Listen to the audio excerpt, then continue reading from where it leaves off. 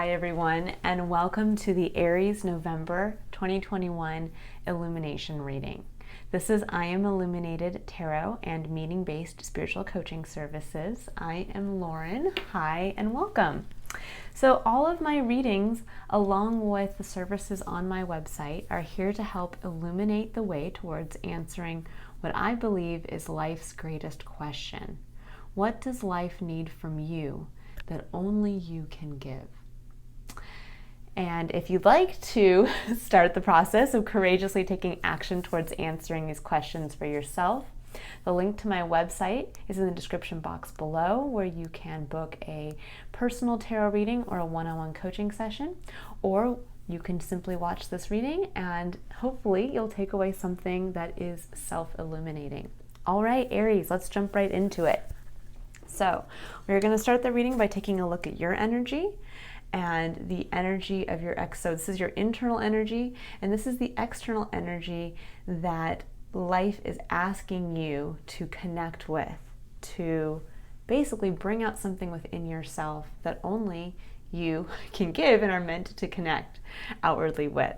We'll take a look at the blocks that are preventing you from engaging authentically with this external energy that will help provide you with a sense and feeling of purpose and flow and seeing your own significance.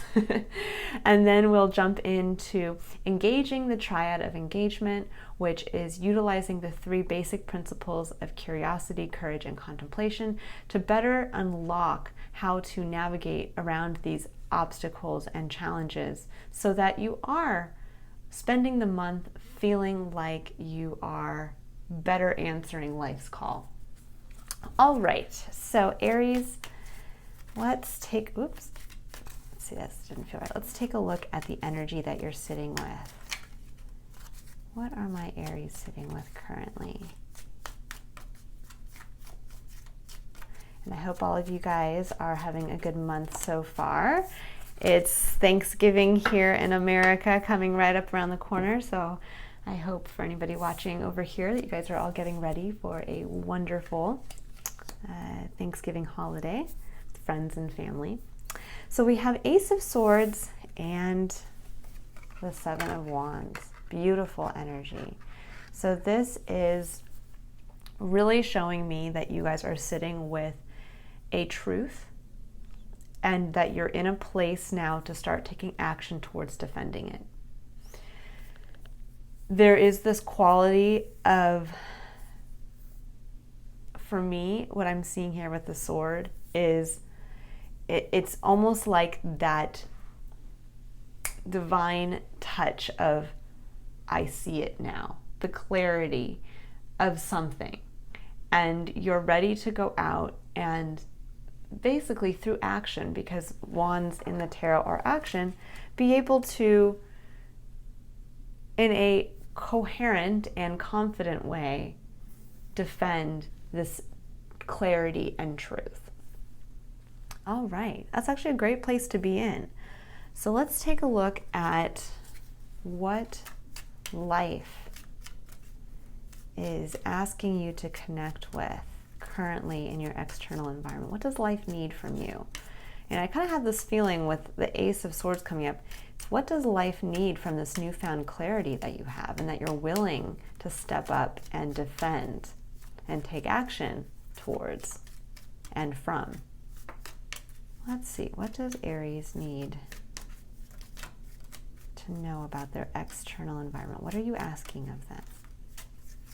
And when I say life, to me, that's all-encompassing. That's spirit, that's the universe, that's God, the creator, however you choose to call the greater mystery that we are all connected to and are a part of. I simply call it life. I also like to call it spirit, because I do believe that that embodies what lies within each one of us, that beautiful element of our greatest potential. All right, so Aries, we have Judgment. Very strong, very powerful energy. This has been coming up a lot for a lot of signs and also a lot of individual readings as well. Because this is a time period energetically that is one of illuminating aspects of our life that must be let go of in order to focus on rebirth and change. And Judgment is a card that encompasses just that. Judgment can be a difficult energy to answer the call when life asks this of you. So when you look at this card here, it's the Archangel Gabriel blowing the horn to tell the dead to rise up. And when you think about that, it means that the people that are being asked to rise have died. There is this quality of having to go through a death to wake up as and be reborn as something new.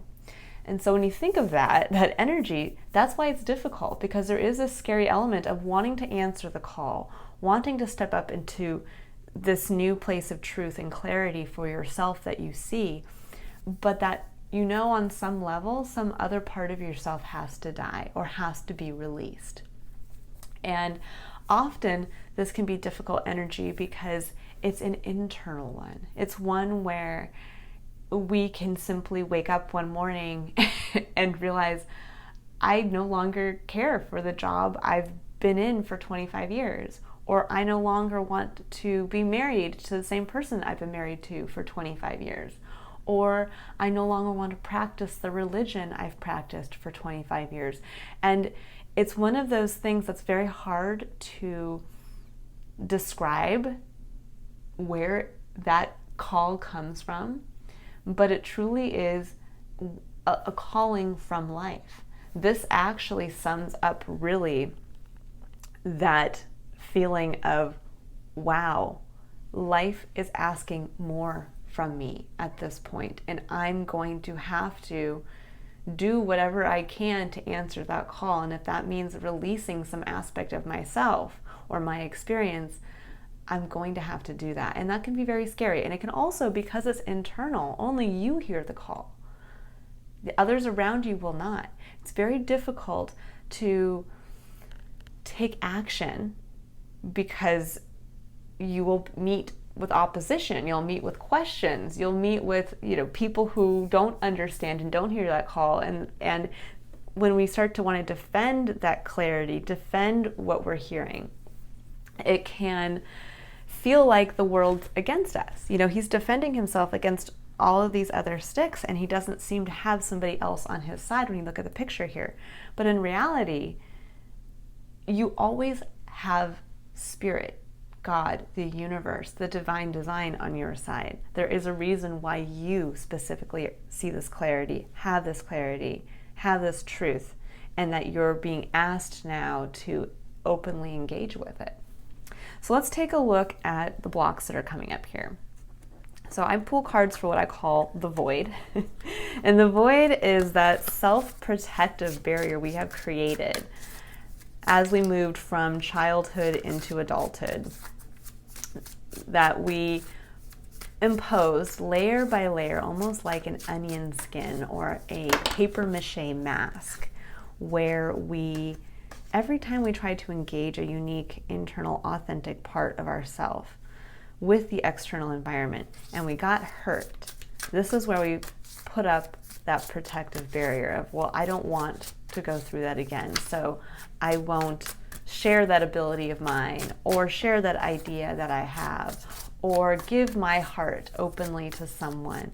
And we keep putting up these barriers. And eventually it becomes a void between us hearing the question that life is asking us to answer and us being able to answer it. Meaning we are no longer engaged in living life. We're not living into life. We're not living into basically taking the courage to answer the question that life is asking. There's something within you that life needs, your highest potential, and sorry guys, I'm just trying to tune in here to get your last card out. Into your highest potential, and we can become almost, I wouldn't say isolated, but we become numb to understanding our own importance, to understanding and seeing our own significance, meaning, and purpose. All right, so let's take a look at what's in your void. So the first card here is your challenge card. So we have the Five of Wands. Now following this, we have the Seven of Cups, the Two of Pentacles, the Ten of Cups, and the King of Cups. Beautiful progression of energy here. So the Five of Wands is a card that denotes, it can kind of denote struggle and a little bit of conflict or chaos. You can see two men kind of fighting here with their sticks, with their wands. But there's also a quality of competition, of learning, of going out, because wands signify taking action from a place of passion. And so there's this quality here of going out with your stick, which you see here, and your passion, and kind of seeing where that fits into the greater scheme of other people's passions and how they choose to take action. So this is a card of maybe what I like to call healthy competition, of going out there and seeing what you're made of, and in doing so, practicing with others and bettering what you're doing. Now, where this can become a block is when we are afraid of this period, this conflict, this having to go out and kind of test our passion. Because somebody, when you think about it, if you're bringing your passion to somebody else's and you think of it like a stick or a wand, you're hitting it against somebody else's. And so there's this element of, well, your passion, or you trying to defend yourself, or you trying to bring some aspect of your internal self out into the world might be met with resistance, might be met with somebody showing you that maybe you're not as ready as you thought you were, or that you're not as strong, or you haven't developed a certain technique or skill set. And so where this can come up as a block is when we attempted to do something at some point in our early life and we weren't quite ready yet to put ourselves out there in that way. And we got knocked down and we got defeated. And instead of just sitting on the sidelines and saying, like, put me back in again, coach, I'm going to try it again. I didn't realize I had to do this and that and this. We instead simply walk out of the game. And where that can become an even more difficult block is when we couple that with the Seven of Cups. And the Seven of Cups is a card that really embodies the illusion that emotional fulfillment and happiness lies external to us instead of internally. Meaning that instead of realizing that we are the only ones that can discover meaning in our experiences, and we are the only ones that can make ourselves happy, that we instead look to the external. We look to other people, we look to environments, we look to situations, circumstances, workplaces, and we seek those out as ways to fill our cup, make us feel a sense of emotional gratification, happiness, fulfillment that we can't just bring to ourselves naturally. And so it leads to this element of almost stagnation, and coupled with the fear of kind of putting yourself out there, it can become this very tough place of, but I want to take action, but I don't know if this is the right choice. I want to take action, but maybe that will actually make me feel more fulfilled because I'm not fulfilled now.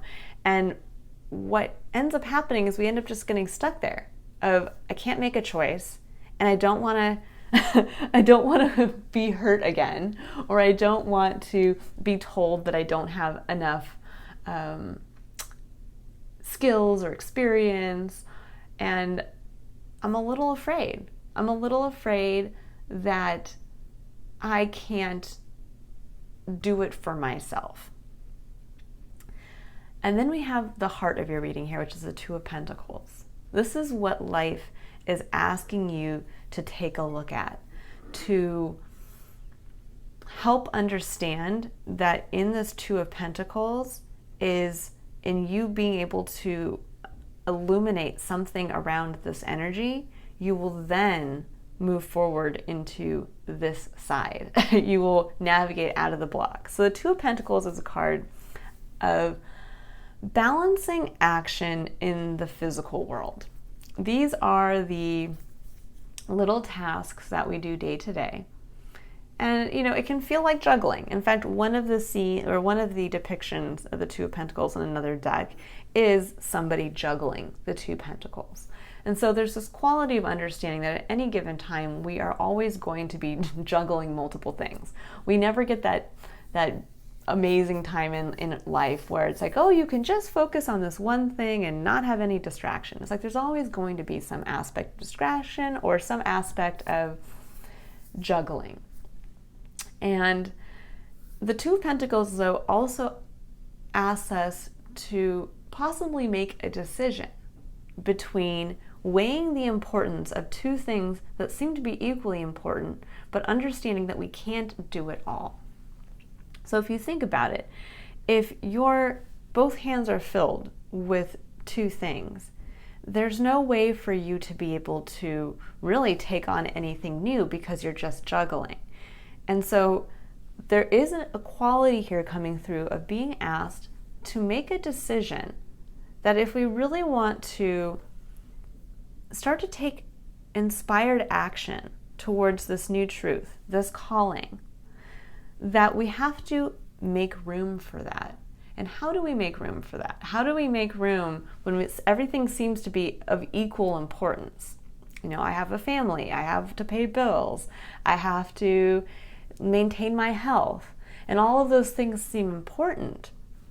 And yet there is this element of, but if I need to move forward, there is something there that I will have to put down for now. There's something there that the other pentacle takes precedence. And I have to understand that, yes, I'm still going to have to maintain my health, but maybe right now, and pay my bills and take care of my family. But at this moment, what am I emotionally holding on to that is making me cling to something that ultimately I can just fulfill within myself and put down a pentacle to pick up a wand. Now, I know this is hard for some of you who are not familiar with the energies of tarot, but there is this really important message coming through of having to put something down in the physical to be able to pick up something in the spiritual, in the action side. You know, when you think of somebody juggling, you think of a clown juggling, and then you say, okay, well, go do something. Why don't you paint while you're juggling?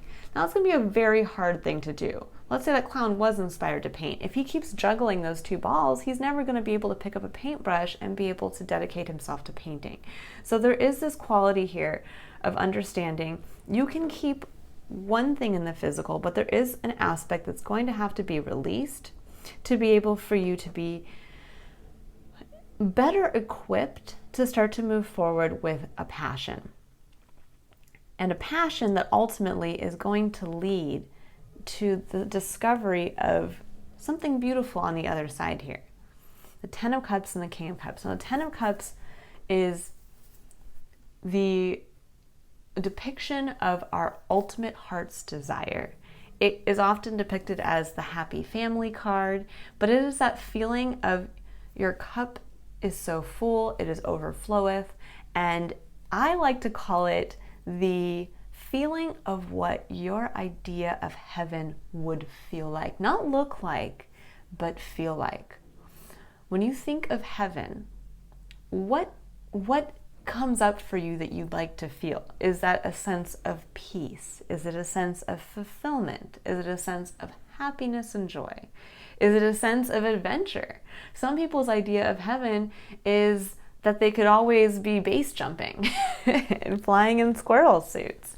So it's that quality of understanding what your unique idea of heaven is, because within that lies the magic to your own uniqueness. If your idea of heaven is a feeling of profound peace, well, that's the gift you have to bring to your external environment. The gift of peace, because somewhere deep down inside you, you are seeking that, and you also know how to experience it. The same with happiness, joy, a true experience of beauty. Whatever that is to you, that's a key to understanding what clarity and passion, and also what you can start to bring in answering this call to the external environment, to life. So in the Two of Pentacles, there is something in your physical that needs to be changed, something that needs to be let down for just now, put aside, so that you can pick up your wand of passion to start answering this call. And to understand, as you're doing so, that happiness, fulfillment, that feeling of peace, does not lie without. Just because you pick that job doesn't mean that you're denying yourself the ability to feel emotional fulfillment. You bring to that job what you want to, not the other way around. Because then as you move forward there, your last and final kind of confrontation and challenge here is the King of Cups. So I move from the 10 to the King. The King of Cups, beautiful energy as well. The King of Cups is a representation of our ability to master our emotions. The King of Cups is not ruled by his emotions. He rules with his emotions. What does that mean? That means that instead of having a breakdown or being at the mercy of his emotions, meaning that as emotions come through him kind of like the tide, he is not swept away by them. Instead, he understands the power of them, he recognizes them, but he holds them close, and he lives and takes action with them. So imagine if you all of a sudden had this intense emotion of profound sadness. Instead of in the moment saying, well, I have to honor my sadness and I have to just burst into tears at work and get mad at people who are happy and not force people to have to recognize my emotion. Instead, you would take a look at how that sadness can actually, and taking the ability to recognize it, sit with it, and utilize it is actually more powerful than simply just reacting from that place. And this could look like if let's say you have a moment of profound, and I apologize guys, there's some some work being done on the other side of the wall, so you're going to hear a little bit of this banging for a minute. But basically, so what this would look like is if in the moment you are sitting, let's say at work, and you have this moment of profound sadness that comes up, to sit and to feel it, to not chastise yourself for feeling it, but to also really think on where it's coming from. What is it illuminating for you in that moment?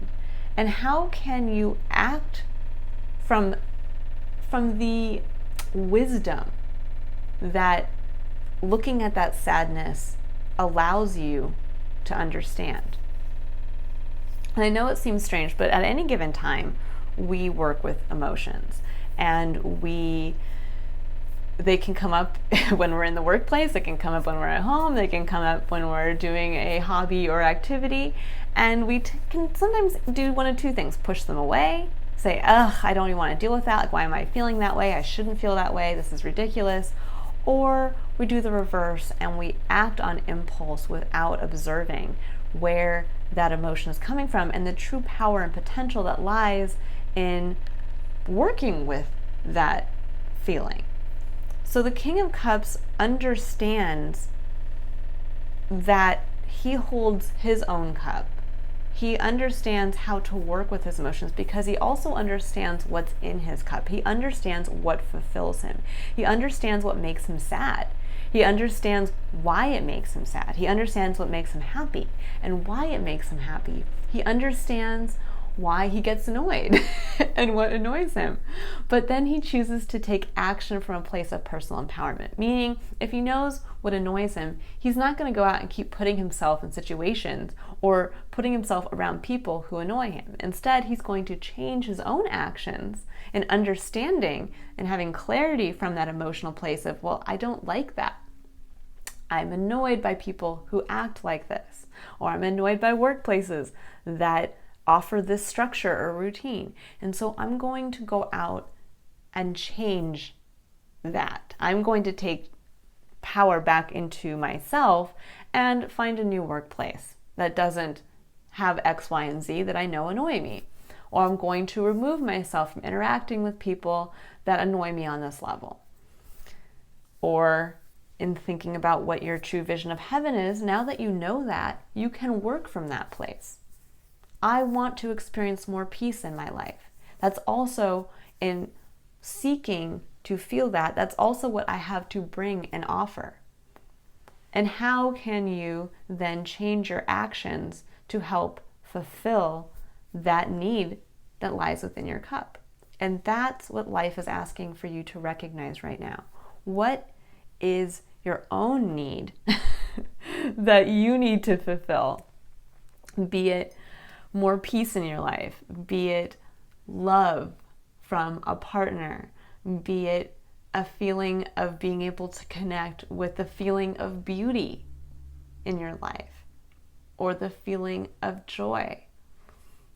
And in seeking that answer to yourself or for yourself, that's also what is going to illuminate your own potential and importance and what you're being called up to now move into. And that will require you having to defend this clarity. You know what this new passion is. You know this clarity that you've experienced. Could also be an idea. But you also know that something in your physical has to change.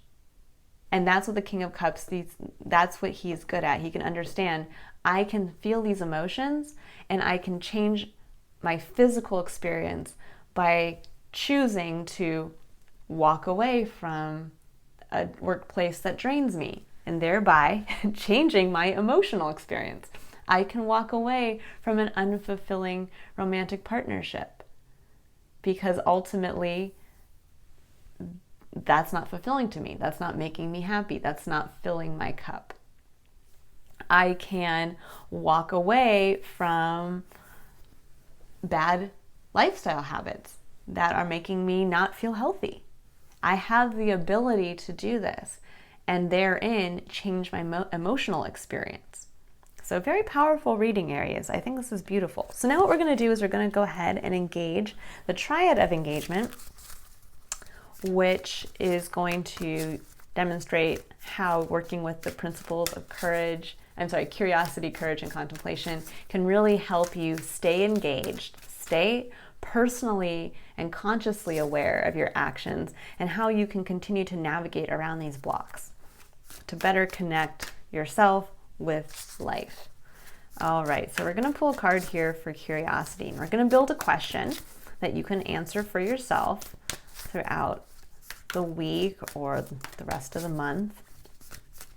That's going to help illuminate some aspect of what you're being asked to answer here. What needs to be released or changed in your physical environment.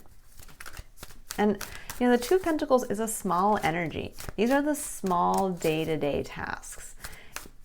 It could be something as simple. You might not be being asked to walk away from a significant other or from a workplace. It could be something as simple as just putting down the one task of making dinner for your family. It's just one small action. It may seem large because, again, it's one of the many things you're juggling, but it could be something simple where for the next couple weeks, you simply put that aside and say, I'm just going to, either put that on my significant other, or I'm going to, meal prep for 2 weeks. Tomorrow I'm going to take action, meal prep, put everything in the freezer, and then all I have to do is thaw it and pop it in the oven or whatever it is. And I'm going to allow myself that extra hour at night to decompress, to allow myself to not have that emotional tension, to feeling of anxiety that I have when I come home from work and then I have to prep this meal and then I don't know what I want to make and I've got a hungry family staring at me. So it's one of those things where, again, one small action of choosing today to go to the store, meal prep and plan for the rest of the week can actually dramatically change your emotional experience of the following week. But this, I think, is still, again, we're looking at this on a larger level. Small action is going to help you further this new clarity, further this new idea, further some aspect of what life is now asking you to step up into that is new, different, larger than what you've been currently experiencing or working with. So we have woman holding a coin. Woman holding a coin, to me, really represents the Queen of Pentacles in the tarot. It's this feeling of knowing where to put your time and energy. The Queen of Pentacles understands the importance of basically what seed to grow. She's not going to plant an entire garden and a forest and a meadow and try to keep it all going. She's instead going to just plant a tree and take care of that tree until that tree is to a point of self-sufficiency. So there's this quality of the Queen of Pentacles knows how to harness her time and energy. So the question to build around this, to help you engage with this energy and to kind of keep in the back of your mind, is where can your time and energy better be focused? And there's this quality here of also just picking the one pentacle. What one pentacle do you need to put down? And what one pentacle are you going to continue to work with? What is more important? Is cooking a meal for your family every night and the process of doing that, is that rewarding and thereby actually a release of tension, so you're going to make time and focus on that? Or are you going to release it by meal prepping and planning and taking that out for the rest of the week? So this is a really good way to kind of understand what's important to you in this moment on a small level. And where can you better place your time and energy so that you start to tap into this place of emotional fulfillment for yourself. You connect. Again, we're taking it from emotional fulfillments without, and we're bringing it back to understanding is from within. All right, now I'm going to pull a Power of Surrender card, and we're going to take a look at the concept of courage. And this is where we're going to have the courage to take conscious action, meaning the courage to, once we decide that we're going to put down that one pentacle and focus our time and energy on the other, that we are going to hold ourselves accountable to that. We are going to hold ourselves to courageously taking action towards what we now know we need to be conscious of. We now know what is more beneficial to us in this moment, what life is wanting us to feel, which is emotionally balanced and happy. Oh, too many cards. That's way too many. Let's see if we can get one or two, please. One or two, Spirit. Let's see. What does Aries need to know about where they need to courageously take action for the rest of November? Let's see.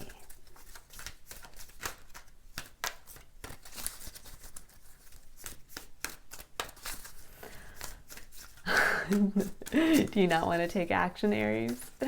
Awfully quiet here. This is a hard one. I know. It's really scary when judgment comes into play. And I say scary because it does mean that things are going to have to change. But the change happens internally first. And the beautiful element of judgment is that it's meant to help illuminate for you more of your true potential, more of what life needs from you. All right, we have 3, so I guess we'll take it. The universe is not whittle. It's a very important message, and they've got a lot of importance here. So we have all very pertinent. We have surrender your fear of intimacy. You're ready to let love in. Compassionately identify and begin to release any patterns that stop you from opening your heart.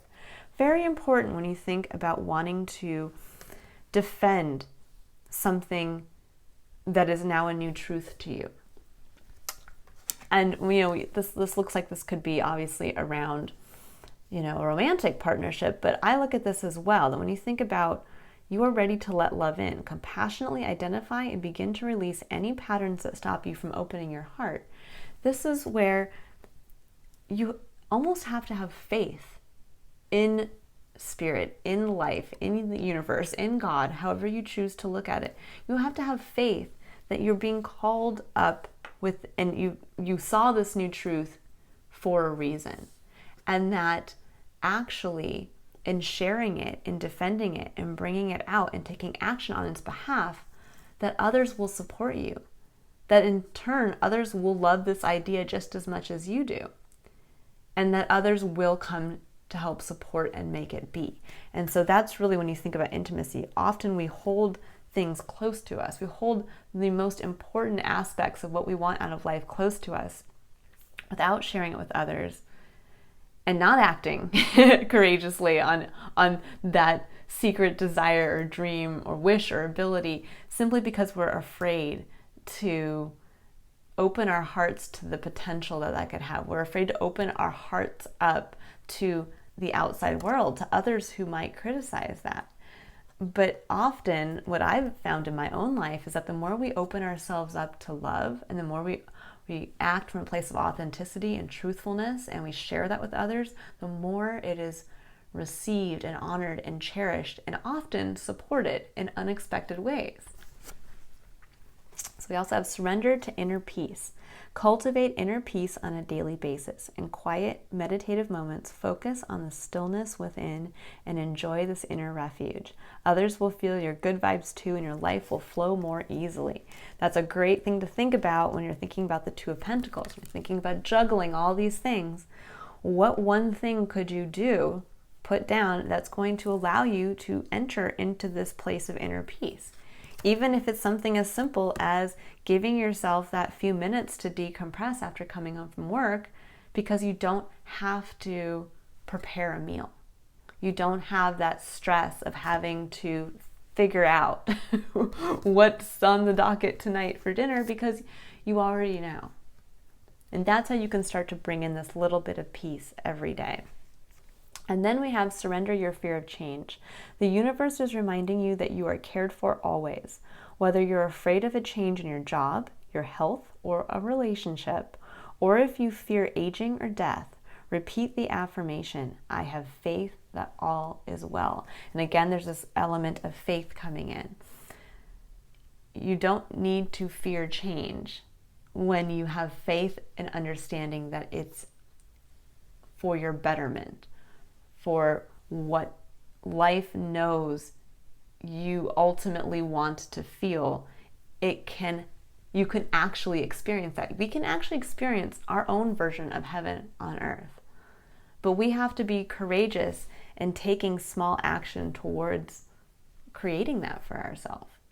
And again, it's not about pushing other people to make it happen for us, or pushing a workplace to make it happen for us, or pushing a hobby to make it happen for us.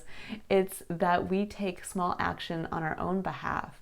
And as we do that, the world starts to change and shift. And then that's when we actually create heaven on earth for ourselves. We remove the job that's frustrating to us. We remove the unsupportive partner, and we gain a better one. We remove that which makes us sad, and we move towards that which makes us happy. So again, it's small changes. And again, it can be as simple as just meal planning on Saturday for Monday through Friday. Small changes. Doesn't have to be this drastic, upending, life-changing, I quit. It can simply just be starting with one day-to-day task that you can control, that you can change. But that also starts with, how do we know what to change? We have to connect with what fulfills us, with what we actually need to feel fulfilled. Not what somebody else puts on us as a need, but what we need to fulfill. Because in answering that, we are therein answering life's greatest question of what it needs from us. All right. Ooh. So we have play. So we're focusing on the concept of contemplation now. And contemplation is all about contemplating on what, basically, conscious reflection, taking active conscious reflection, that we are constantly being personally responsible for the consequences of our actions and how we play a role in them through contemplation. So you take small actions and then you are actively reflecting on, okay, what was the outcome of that? If I meal prepped on Saturday and I didn't have to make a full meal Monday through Friday, at the end of the week, how did that make me feel? And what was the actual reaction to that? Was it that by the end of the week I missed making meals every night? Or was it that, wow, this was amazing, it totally changed everything and I'm going to keep doing it?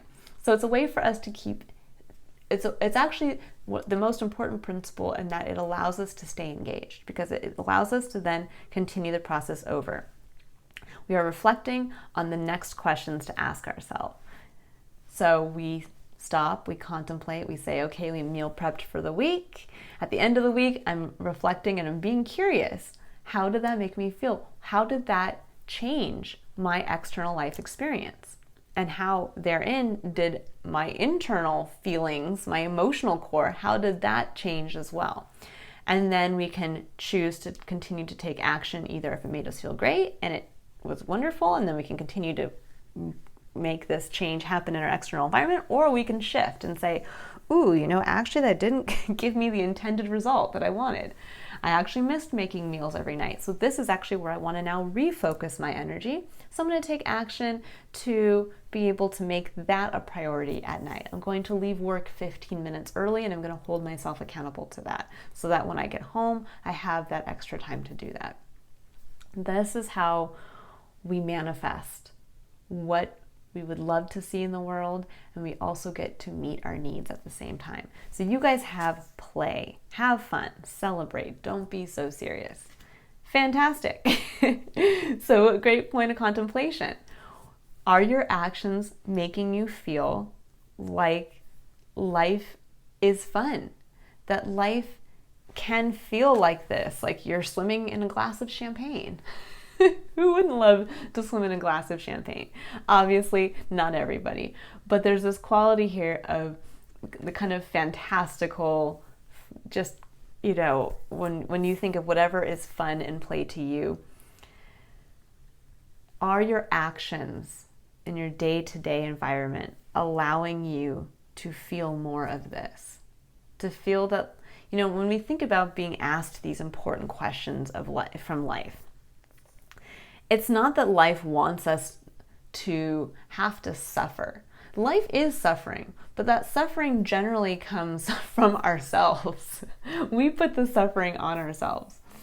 We can actually when you think about it, you can turn anything into a game. That's the beauty of the human condition. We can see a challenge and turn it into something that can actually be fun for us, or become a distraction, or feel more like play.